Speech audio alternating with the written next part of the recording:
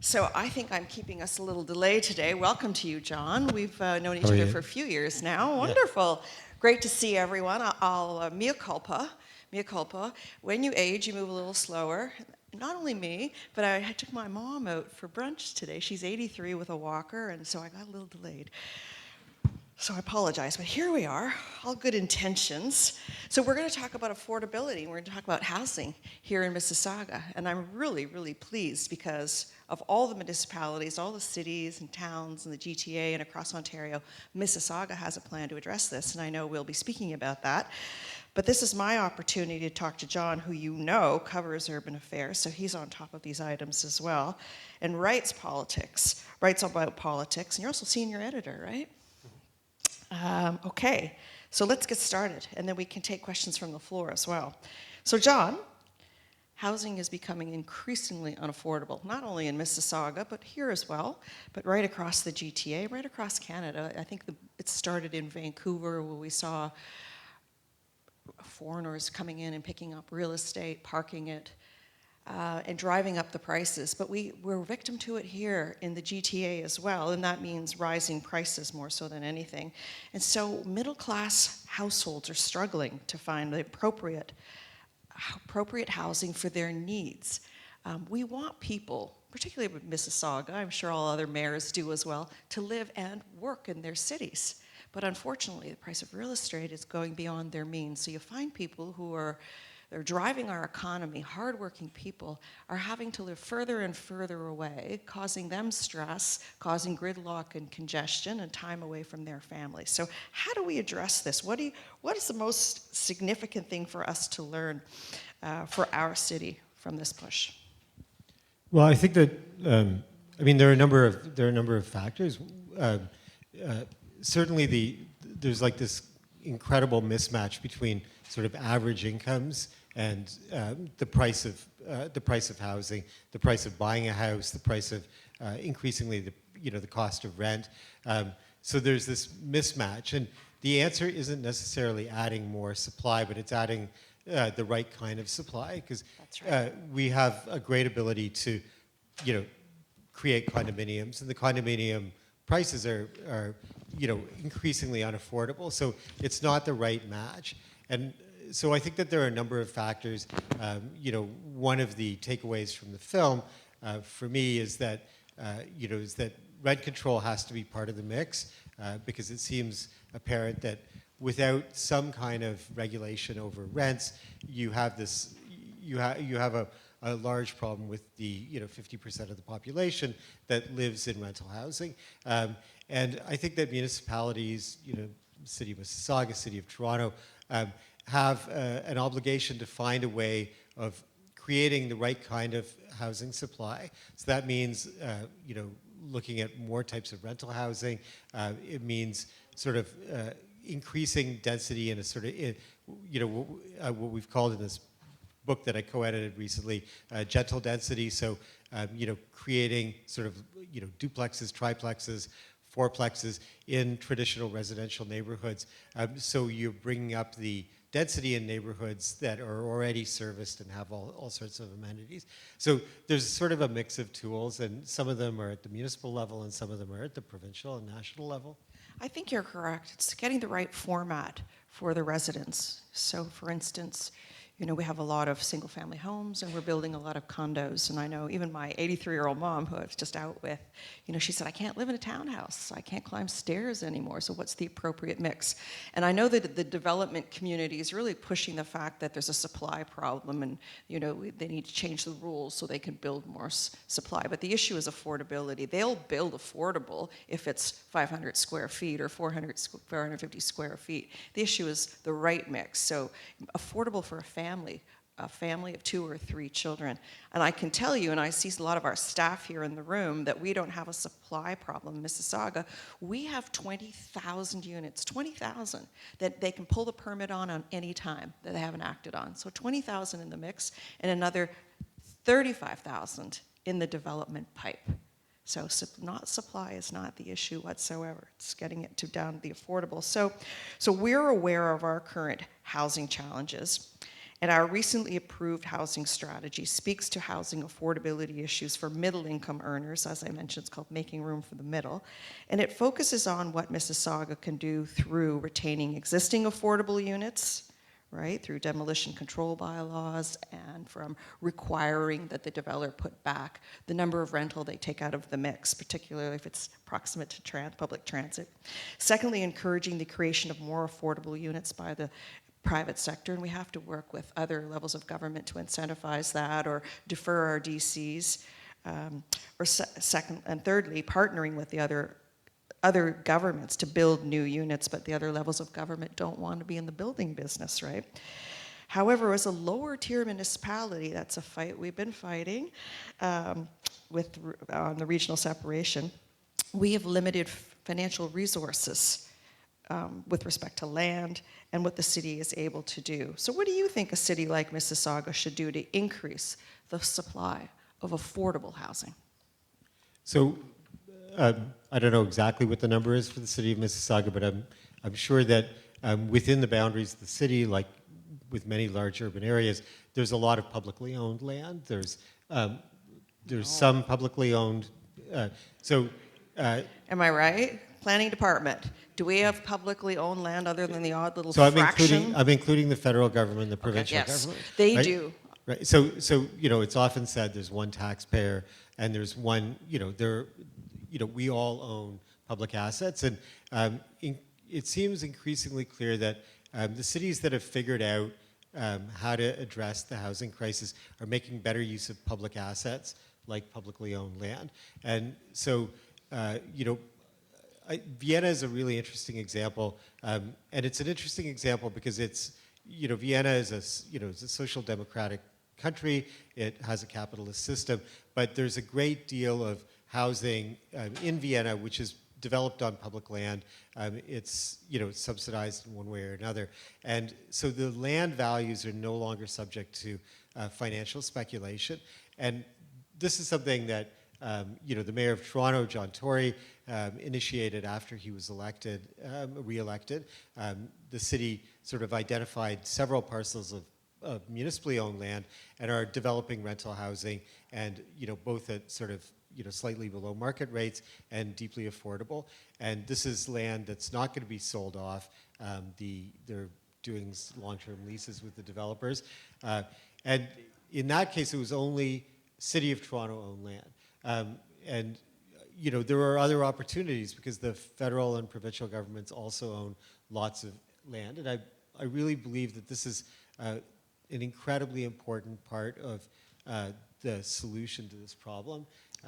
And to get past this notion that, that housing that's developed on public land is sort of owned, by the public is somehow less. It's like it's not a lesser commodity. It's there's lots of perfectly good housing that's built in this way, and this is an important part of the solution.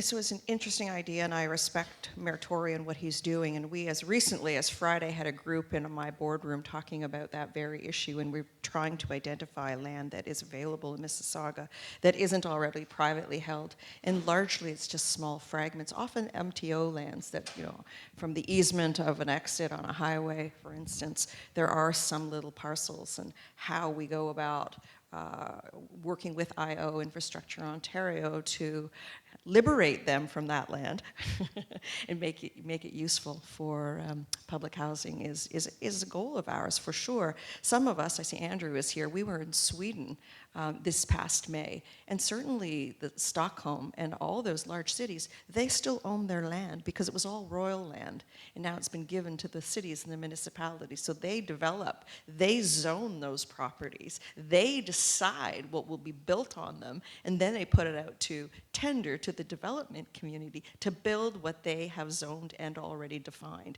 that should be built there. So it's very interesting. They actually said to me, do you have developers interested in building in Mississauga on your lands? And I said, oh my, they compete heavily for it, but it's all private, right? They're in competition privately to buy the land and develop, but that's not the case there whatsoever because it's publicly held land. So that's a big distinction, I think, in Europe as it is in North America. And also I found out largely in Europe, there often aren't provincial governments. There's regional authorities. So the income tax is split between the national government and the cities. So cities have a different source of revenue and income than we do on property tax. And they have a big advantage having land and having income tax. So they're able to undertake these social housing developments, and we are not in our city. I wonder if you might want to comment. This is off script, but I thought I'd share that with you if you want to comment on how they do that in Europe and how we really very difficult to do so here. And I'm delighted Mayor Tory has found those pockets that he can intensify and he can build on. It's a little more challenging here.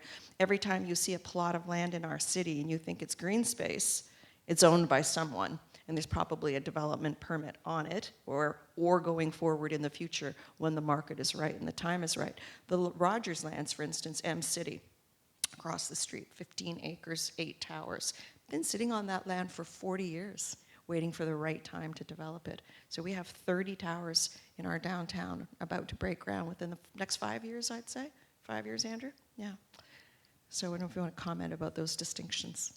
Yeah, well, so, this is, I'm going to do a small pitch for this. Okay, that's my next question. Let me get it to you then. All right. In your book, he's written a brand new book, House Divided, you speak about gentle intensification, both in Toronto and the GTA. So share with us what gentle intensification is. How could it work in Mississauga? And what are the benefits? How does it address housing affordability, especially? So, just in response to your last question, which is a bit of a pivot to the next one, that, in Europe, the tradition of ownership of property in cities is not as strong as it is here. And in fact, after the end of the Second World War, Toronto, as a city, had one of the highest rates of home ownership of any city in North America. So in Mississauga, and Durham and Peel, and grew out of that tradition. So there's a strong tradition of owning your own property. But equally in many big cities, there's also a tradition of having a property that is partly residential and partly an income-generating property. So in Montreal, for example, there are the old sort of stacked apartments in the Plateau area, and where basically you have 3 apartments on top of each other. It's a triplex. And when these were built, the owner lived on the main floor and 2 tenants on the upper floors. And we have really very much the same thing with secondary suites in the Greater Toronto area. But often it seems that this is a very long-standing approach to financing a home and to creating more housing in a sort of a low-density condition. But it's often blocked by land use planning regulations. The whole, I'm carbon dating myself, but I've been around writing about urban affairs long enough to know when, the concept of a basement apartment or secondary suite was anathema to municipal politicians, and it was considered to be a neighborhood wrecker, and you couldn't do it. And now I think that it's they're allowed as a right in the city of Mississauga. Yes, we were one of the first municipalities to do so. But I tell you, the cost of getting them up to regulation was prohibitive. Yes. So we're looking for ways on providing incentives to allow people to bring secondary units up to code, other than, if it's going to cost them $30,000, $40,000, or $50,000, that's a 10-year return possibly or longer. But it's a matter of changing the culture of what is considered to be, a reasonable form of housing. That's one thing. I mean, there are local politicians in the city of Toronto who still talk about basement apartments as if they're a scourge, or secondary suites, or having a duplex or a triplex. So there are planning applications that I'm familiar with in North York, where somebody has bought a house and wants to take a single-family post-war bungalow and turn it into a triplex. It's not like like a condo. Absolutely not. It's completely forbidden. And there's nothing wrong with that housing type, because if you look at older parts of most municipalities, you have that kind of housing form.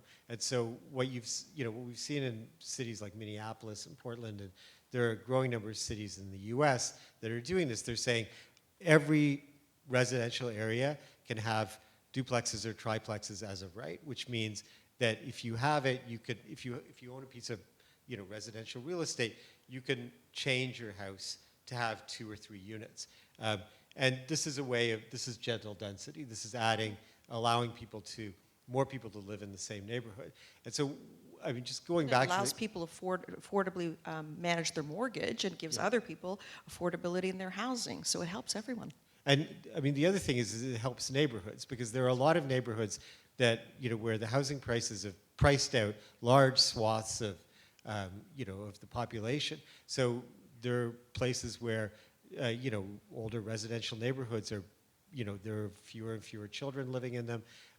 And that's because the prices have precluded that cycling of housing. And so by adding, that kind of gentle density, you can bring more people back into the neighborhood, which is good for the municipality because it allows the municipality then to use the assets that are already there, the parks, the schools, the pipes, and so on. Has the City of Toronto done what the City of Vancouver has done and allowed those laneway housing? We don't have that here per se, but I know in Toronto that's a possibility, and I've seen it done successfully in Vancouver. So in Vancouver, it's actually a very successful model partly because there are a lot of laneways in Vancouver. It's just the way the city is laid out, and the service, the hydro wires run in laneways. There are laneways in the older parts of downtown Toronto, and the City of Toronto has allowed laneway housing as a form of rental housing, so you can convert your garage into a small secondary unit, which you could rent, not sell. It's sort of successful. I mean, these are also in neighborhoods which are like 3rd or 4th or 5th wave gentrified, and so there are a lot of people who are actually, investing in upgrading the garage instead of turning the garage into a laneway house because they've got expensive cars. I tell you, people my age are facing their grown children that still want to stay at home. And sometimes, you talk about it being a granny suite, or sometimes it's just sweet for your grown-up children, right? Who want their independence but don't want to move away. But I think part of the housing affordability crisis is that we're all rediscovering what multi-generational living is like, right? And we certainly see that here in Mississauga, because we have people from different countries that this is quite normal for them to live in a multi-generational home and have, seniors taking care of young children and extended family live together as well. So we see that. We see that in the number of cars and driveways too. Yeah. It does affect parking on the streets. Yeah. All right, another question for you. So UN rapporteur Leanne Farha speaks in the film about adequate housing as a human right, not as a commodity to generate a return on the investment. So is there anything municipalities can do to reduce the investor mindset around housing while maintaining the benefits of the free market system? So I would argue that this is a provincial responsibility, that provinces have to, in our constitution, that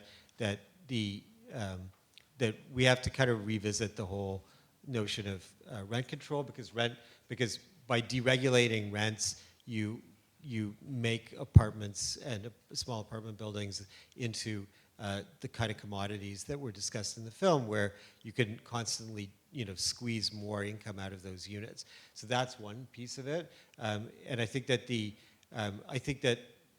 generally the balance between condo and purpose-built rental has shifted in completely the wrong direction. So the condominium development encourages financialization of the housing stock, and purpose-built multi-unit residential less so, although it doesn't eliminate it. And I've asked lots of people about this, and you're in a good position to know. Is it possible for municipalities, for municipal councils, to really push developers to build purpose-built multi-unit residential as opposed to condos? So I don't think there's a formal authority for that, but I do know that there's increasing investor interest in multi-unit residential buildings, and on properties where where the city owns the land or so on, they could actually insist on it. But I think it's an important piece of the puzzle, because it does insulate ordinary people living in apartments or what have you from from some of the vagaries of the financial markets. It'd be hard to incentivize, but it'd be interesting. How would you do it to incentivize the private sector to build multi-use residential? We get a lot of applications for stacked townhomes, and those aren't our favorites here at all because they don't provide any amenities for their residents. I don't know what you feel about those. Some of them can be attractive, but not always. I'm thinking, how do you get a stroller up some of those staircases, and then where do you store it? Yeah, no. The stroller story is the stroller story applies in high rises as well. I think that the amenities piece is also about what is available in the community, and what are the community amenities? Not necessarily just municipal amenities, but what kind of what are the retail strips like? What are the where can people go? So expecting all of those features of quality of life to be in one property sometimes is asking too much of a particular property. Yeah. So I see some residents here from parts of the city that I'm familiar with. There's Lakeview Group here, and where I'll tell you is what we've been doing is building on reclaimed land, so revitalizing, shall we call it, brownfield. So we have Lakeview project where the former power plant was. It came down, and that's being cleaned up, and we're building multi-use. And when you mentioned Vienna, I got excited because it's about 60% or more 8 stories or lower. There is some, but not too much. We do have 8,000 units. 8,000 units been permitted. 69%, Andrew, 8 stories or lower. Remember that chart? 65% 8 stories or lower, and only 35% that go over 12, 24, or 40 stories. So few towers, and then that's on 167 acres. And then a little bit further to the west is Brightwater development in the West Village, Westport Credit. Used to be the oil refinery, the Texaco lands, Imperial Oil lands. So that's now we have the technology to clean that, to remediate it. So we're building, again, mixed use on that development as well. And we're very, very serious about not having a wall of condos, tall towers that prevent access to the lakefront and to the water, but balancing a little bit with, there's one tower, I think, on Lakeview and maybe one on Brightwater to allow some people who want that experience. If you could comment.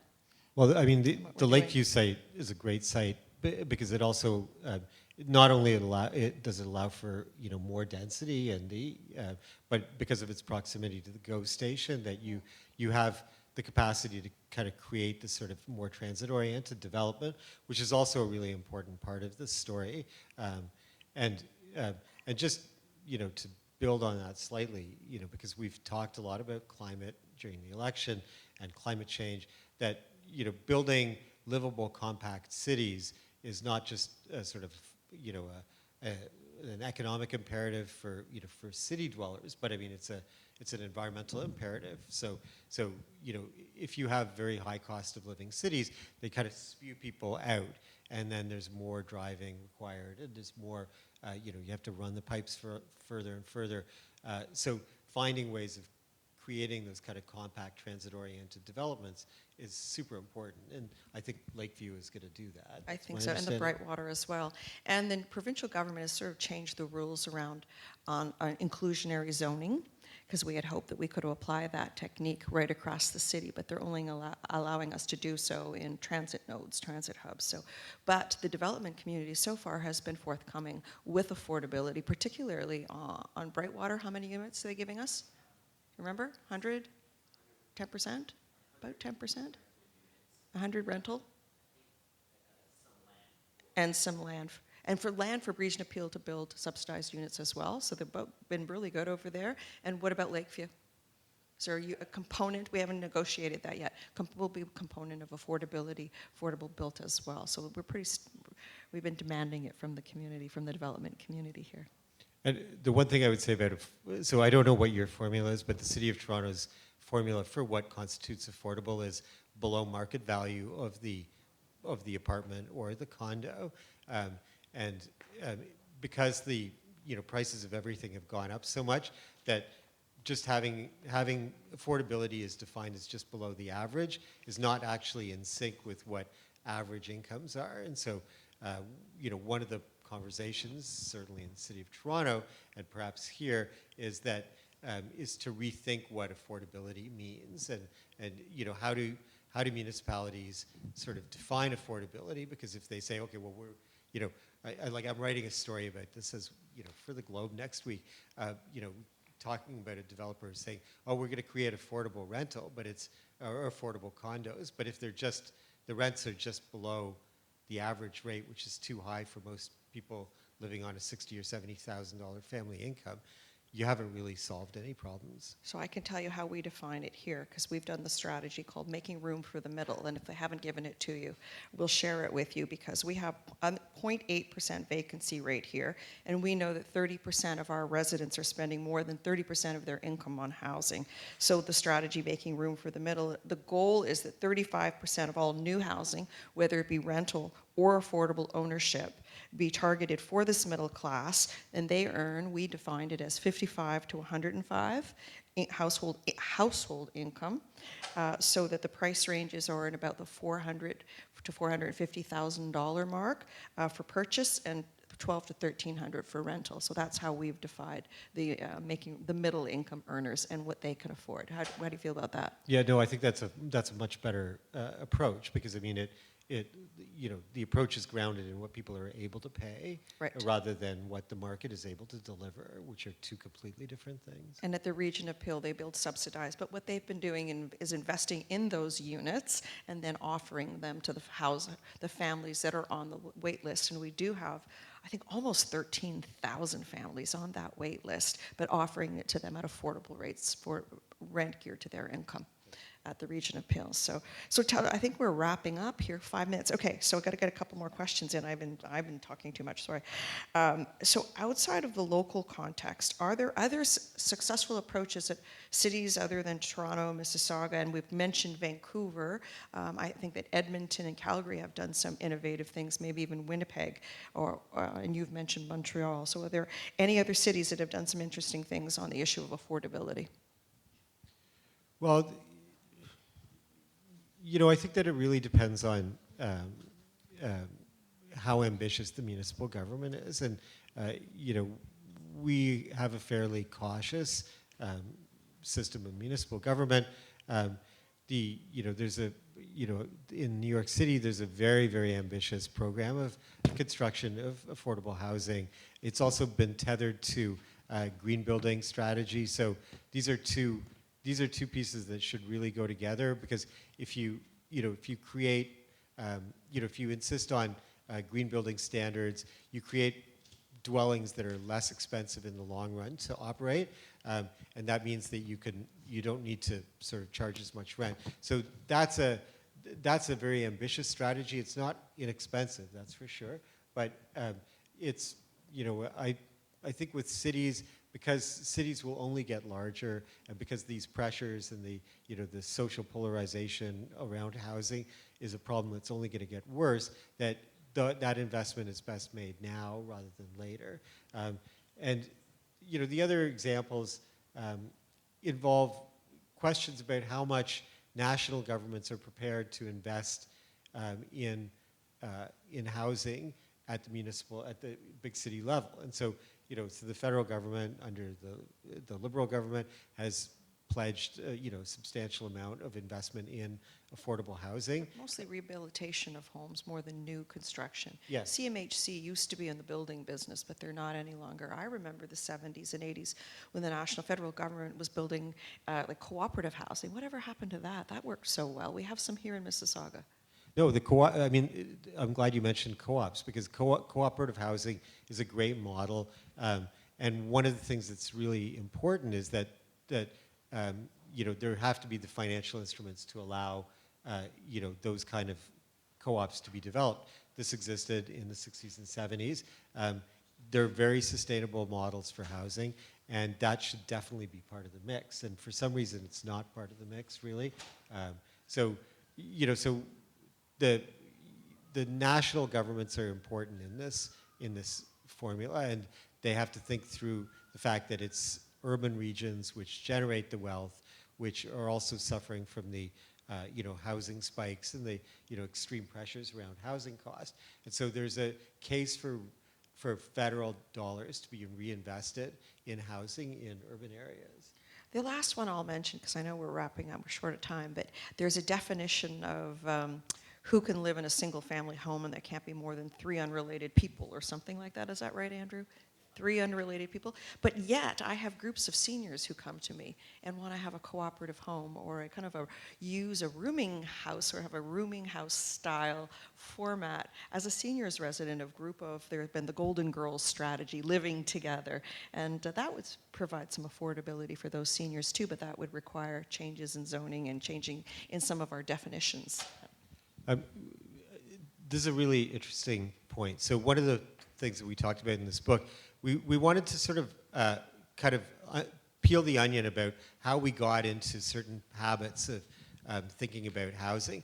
And so the suspicion around apartment buildings and certain types of housing go back to sort of very moralistic attitudes that were prevalent 150 years ago or at the turn of the last century, and are kind of besides the point now. And this is one of them. And so there were bylaws on the books in North York as recently as the 1970s, which prevented unrelated adults from living together. And there are still these kind of restrictions.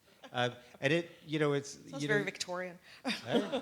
Very Victorian. It's totally Victorian. And you can, if you go back in the literature about housing development and policy from 120 years ago, you find documents and articles where there's suspicion about single women living in an apartment, and what that will do to their to their reputation, and the fact that you can't have a family living in an apartment building. And so these are actually this kind of thinking is still like in the DNA of our housing system, and when you surface rules like that, you expose that to the light, and you say, well, why would you do that? Like, what's the point of that? And is there any kind of broader public good in having that kind of restriction? There's so many of those antiquated rules on the books, and from a bygone era of morality, and society has evolved. And what's wrong with 3 unrelated people living in one home, particularly if they are seniors and want to share the cost of a house? Seniors or young people? Or I young mean, people. there are co-living projects that are gaining traction in the United States. So. Mind you, we've had a few issues around UTM where homes have been converted into big dorms. You have a 4-bedroom house, and they ended up having 11 university-going residents living there. So they've been a fire hazard, frankly, for us. It's been a problem when they reconstruct the living room and the dining room and the den into all bedrooms, and they don't have adequate services or exits, and it's safety issues as well. All right. Well, I think that was an interesting discussion. Sorry if I was off script a little bit, but I think it made it more interesting. So, John, I look forward to this article that you're writing for the Globe and Mail. When is that coming out? Next Friday. Next Friday? Yeah. So we look forward to the Globe and Mail, but we can often find you not only in the Globe and Mail, but the Star, Walrus Magazine, Canadian Business, and Spacing. What's Spacing? Column 4? Spacing is it's a quarterly magazine about urban affairs and urban issues. And we have an active blog, spacing.ca. And you're the senior editor there for Spacing, so wonderful. So we look forward to it, and be sure to pick up a copy of John's book, A House Divided. So thank you very much for joining us today. Thank you. Were we supposed to entertain Q&A? You know what? Actually, I wanted to give the audience a chance to ask a question. there So we if go. anyone has a burning question, this is your chance to ask it. We're only able to take one, and you seem very eager, so go for it. One burning question. Thank you, Michael. This is our Lakeview resident, and they've been very, very active in the visioning for the Lakeview project. You were mentioning public land, and Bonnie, you mentioned that we don't have a lot in the city, but I noticed on the Lakeview lands there is an opportunity where the Innovation Corridor is, I believe, city land. And we talk about mixed use, but I'm not really sure what the definition of mixed use is. It may involve a zoning bylaw change, but could you incorporate office sort of on the bottom 4 or 5 floors, and then put maybe 4 or 5 floors of affordable housing on top of that? So the answer is yes, and certainly that's what mixed use is, right? And so in Lakeview community, we will have commercial, residential, probably not industrial, but everything else. There will be employment and housing and retail, et cetera. But when you mentioned specifically the innovation corridor, we have some thoughts about incubators and centers of excellence and some other kind of real innovative things, some high-tech things, not just housing or employment. But couldn't you incorporate the two together? Pardon me? Couldn't you incorporate the two together? You could definitely. I don't know if we would put it in that innovation corridor because we have some plans for innovation there, but otherwise we could. Andrew, do you want to say anything more about the plans for affordability and housing in the Lakeview? This is our Commissioner of Planning. Andrew Whittemore is here with us. So do you want to add anything on plans for Lakeview and incorporating affordability and housing and commercial, retail, everything else? Sure. So Lakeview is at a stage in a planning process. Council has just recently endorsed what we call a master development plan. So the next step is to actually undertake and develop what we call an official plan amendment. And so the city of Mississauga, we did do our housing strategy, I think even before Toronto, so maybe you'll put that in the article for us. We like to have some kudos here, we're leading. So we really are aggressively trying to negotiate with the developer. We will include policy, there's policy already, to include a portion of the development for affordable housing. We do have a good definition. It's below average market rent. And we also try to get both rental and affordable owner in our development. I guess the question is can that be done on the Lakeview development, and is the innovation corridor the right place for it, or will it happen organically in some of those other buildings that are being proposed? You know, the housing strategy, it is interesting because we did look at this challenge of the city of Mississauga does not have a lot of publicly owned lands. That said, we have a lot of things that are under development, such as new fire stations. So there's models across Canada and America where you have fire stations with affordable residential on top of those. So those are things, Paulina's here in the audience, who is our manager of all things affordable in housing. And so that's something that we're aggressively looking at as well. So it could happen really where those opportunities arise. When you start introducing housing into like an innovation corridor or even a fire station, there's challenges with that because of those uses. There can be conflict. So we look at that and ask ourselves, is that the right thing or not? And we study those things. But pretty much we're open to that. We just look at all of those things. I'm not sure I want to live over a fire station, I gotta be honest. But I tell you, there's another opportunity, and let me remind you, Andrew, don't go too far, because maybe you want to comment. We're actually going to run out of time after your comment. But you'll like this. Reimagining the mall. So when everyone thinks of Mississauga, you think of strip malls, right? Lots and lots of malls. And we're thinking, how do we use all that asphalt and put it to better, more productive use, right? So we've got also a strategy called Reimagining the Mall. And what could that look like? And what should it look like? What should retail look like in the future when most of us are buying online anyways, right? So what are we going to do with all that property, and especially all those parking lots in malls? So there are opportunities there as well. Now, granted, all of them are privately owned, but how do you incentivize building the right use in all that space as they come forward to say, hey, we got an idea for the mall and we want to put up 10 condo towers, right? Because that's what they're all going to want to do. Do you want to comment about Andrew, that as well? closing comments? We're getting the hook, but this is good conversation, It's the right? gong show. I'm being pulled off. Yes, in fact, Angela Dietrich, who's here in the audience, who's now retired, was the brainchild behind that project. So there's 5 major malls within nodes across Mississauga that really we know that they're eventually going to redevelop. So we want to create these places that are very walkable, with a strong sense of community, with affordable housing and all those various amenities. So that is one of our key strategies for directing growth in the future. And certainly will be part of the official plan, which there's my segue to Thank you. So please join me in thanking Mayor Crombie, John Lawrence, and Andrew Woodmore